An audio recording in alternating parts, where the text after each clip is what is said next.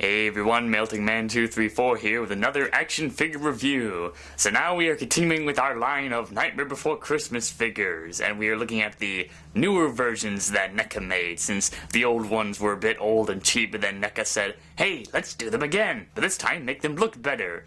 So about every year or so they did a series of Nightmare Before Christmas figures based off of characters from the film, and they usually had 4 figures in one series, so obviously we'll be starting with series 1 and then move on with the rest of the series. So here we'll start off with Jack Skellington, who's already had his arm popped off, hand popped off, yeah, because that's kind of one of the troubles with NECA. Sometimes they make good quality figures, but at times they can be a little bit expensive, or, well, very fragile, not that expensive. So yeah, here's Jack. Very nice detail compared to the original. The head's very well sculpted. You can twist. Yeah, that bow tie's a bit bent because I had it in storage. And the arm can move around. Well, kind of. I'm trying hard not to move it too much, otherwise it would break. You can twist sideways to give it gesture, move it up and down, and then the hand can move that, so it looks like he's waving. Bye-bye. And also the legs have movable joints here. I won't move them because I'll try hard not to break them. And he also comes with a base, because that's what almost every of these figures come with. They always come with bases. And he also comes with several accessories, like Zero, the ghost dog, who has a base there, so that way he can just stand like that and it looks like he's flying. And also his head can turn. It's pretty nice. It's pretty interesting that they made Zero one, since the original figures they didn't have Zero. And he also has a few more accessories, like these jack-o'-lanterns. Very nice. And even the little Jack-in-the-Box character, or Pumpkin-in-the-Box, is that it's pretty much that Jack-in-the-Box with the pumpkin for a head who chases after that fat kid in the film because he wants to eat his flesh. And yeah, he has the clown symbol on it. It's all that. It's pretty nice. It's a lot better than the original. A bit fragile, maybe, but it's a lot better than the original. And now we'll move on to the next one, which is, yeah, Sally, the ragdoll. Yes. And yeah, there's a bit of black paint smeared on because I had it stuck up to one of the bases when storage. So yeah, that's what happens when I do careless caretaking. So here's Sally, much better, as much stronger rubber and plastic compared to the original. Well, basically her hair's a big piece of rubber. Her arms can move around, oops, just dropped the base, but yeah, here's the base that comes with it. Anyway, yeah, moves the arms up and down. The hands can twist around a bit. Try hard not to twist them all the way, otherwise they'd pop off. And the legs can bend. Yeah, they can bend a bit. I'm not sure the shoes can't move. Oh well. But I like it. It has better coloring textures compared to the original, where it had kind of dark or bright colors. But this one is coloring is a lot better. It looks like the coloring that they actually used in the film. And with Sally, she comes with a lot of accessories, like this black cat that was seen in the Sally song. Yeah, it has green eyes and very skinny. I can't remember if the cat did have green eyes. I remember it didn't have, oh well, I can't think of it at the moment. And she also comes with the pumpkin, very grinning pumpkin. She comes with the cat in the box, which is pretty interesting because this was only seen for like 1 second in the film of making Christmas, and they decided to make one, which is pretty nice. And she comes with, let's see, it comes with a spoon full of holes. It's basically the spoon that she used to try and convince Dr. Finkelstein to drink the soup that was full of deadly Nightshade and all that. And speaking of that, here's deadly Nightshade. Very nicely done for a small unit, although the lettering's kind of a little off-center. But okay. And she also comes with her carrying basket, which is the basket that she gives to Jack, full of goodies. And here are the goodies. There's a piece of cloth that keeps it covered.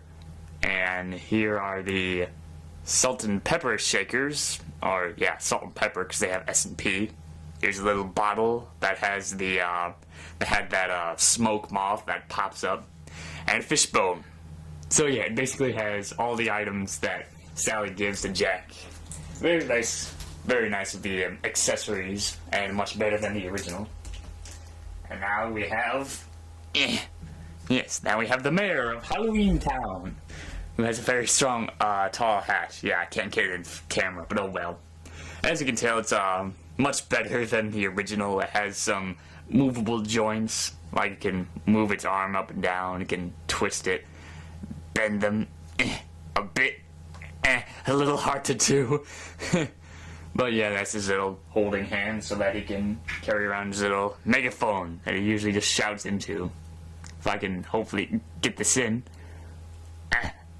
There we go. There, now I can go around shouting even though I don't have it all the way. Oh well. And also another interesting thing is that his hat can pop off so that he looks like he has got shot in the head. And just like in the movie, his head can twist around, revealing his sad face, even though it doesn't have a clicking noise. But yeah, attention to detail is a lot better on this one, even though there's a little red spot on there. And I'm assuming there wasn't a red spot on the spider bow tie in the film. And also his little legs can move, kind of, and twist the feet around. It comes with a base, but I couldn't find it because some of them are a bit too identical to each other. But yeah, that's the mayor, pretty nice. And comes with a few accessories, like this little ink, this little bottle of ink, which basically has barely nothing in it. But it's an ink bottle, we'll call it good. And has a piece of paper, which is basically the plans for next Halloween, even though it's just a piece of paper rolled up in a rubber band. Comes with the dead duck, or the duck full of bullet holes. Can come off his stand, which is a bit odd, but it's very nice. Even though on the other side, the blood stains are not on the right spot with the bullet holes. They're a bit off-center. And he also comes with the book, full of a list of people that are needed instructions for listing, like giving jobs and doing Christmas. So yeah, it has musician, Sally, farmhand, harlequin, cyclops, Hyde, witches, and werewolf. I always found that odd that farmhand is written there, and I'm assuming it's supposed to be Behemoth, because obviously in the film we saw the musicians get their job, then Sally got her job, and then Behemoth gets his job. And then, on for our last one, we have the Vampire Brother, or one of the Vampire Brothers, since they only made one, since they just went with this one. So yeah, here he is, being all black, has a base inside since we barely see his feet, just his robes. And he has his arms spread out with his wings. And I always found it interesting that this is painted blue instead of white. I always found that weird. But like some people design vampires in white skin or blue skin, I don't know. But yeah, you can see he can move his head around. The arms are kind of bendable for like bending stuff. Yeah, blah.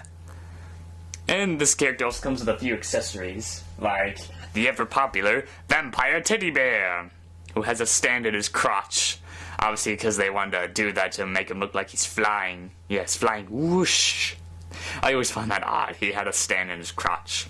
And then his little cape's in there, even though it's not entirely molded into the figure. It looks like they just took a piece of plastic and just glued it on there. And the other thing that it comes with is a umbrella. Yeah, an umbrella that he usually carries around to shield himself from the sunlight, because obviously vampires are afraid of the sun, and they don't freaking sparkle in the daylight like those other gay vampires. But he has a very nice umbrella that he uses. There's red inside, obviously, and if you pop it off, it'll look like a cane. There. Now it's a cane. Now he can walk around with a cane in his hand. Ooh, jump cut, sorry about that. I tried to get the umbrella into his hand, which is kind of odd, but yeah, basically you just take the top off, you slide it through his hand, his gripping hand, and then you put the top back on. And there, now he's walking around with the umbrella, so he can shield himself from the sunlight.